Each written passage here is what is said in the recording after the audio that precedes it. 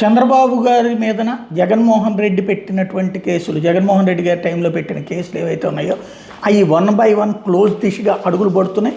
అందులో భాగంగా తాజాగా ఫైబర్ నెట్లో అక్రమాలు జరిగాయంటూ జగన్ హయాంలో ప్రతిపక్ష నేతగా ఉన్నటువంటి చంద్రబాబు మీదన, అలాగే 16 మంది మీద పెట్టిన సిఐడి కేసు క్లోజ్ అయిపోయింది. ఫైబర్ నెట్లో అక్రమాలు ఏవి చోటు చేసుకోలేదని, సంస్థకి ఎట్లాంటి ఆర్థిక నష్టం జరగలేదని సిఐడి నివేదిక ఇచ్చింది. ఈ నివేదికతో తాము పూర్తిగా ఏకీభవిస్తున్నామని ఫైబర్ నెట్ పూర్వ managing director M Madhusudan Reddy, ప్రస్తుత మేనేజింగ్ డైరెక్టర్ గీతాంజలి శర్మ విజయవాడలోని ఏసీబీ కోర్టుకు లిఖితపూర్వకంగా తెలియజేశారట.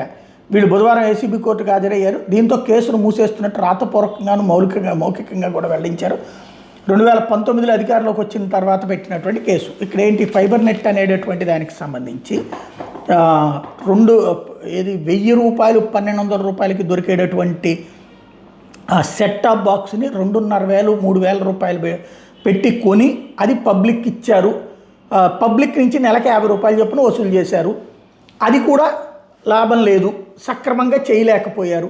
ప్లస్ కోట్ల రూపాయలు పోసి, ఇప్పుడు ఒక సిటీ కేబులో, సి ఛానలో, అంటే హాత్వేనో, డి కేబులో, ఇట్లాగా అనేక కేబుల్ నెట్వర్క్లు, యాక్ట్ అని, గోదావరి కేబుల్, ఇట్లాంటి బోలెడ్ అని ఉన్నాయి. ఆయా సంస్థలు పెట్టే ఖర్చుకి 10 రెట్లు ఖర్చు పెట్టి వచ్చిన కనెక్షన్స్ అతి తక్కువ.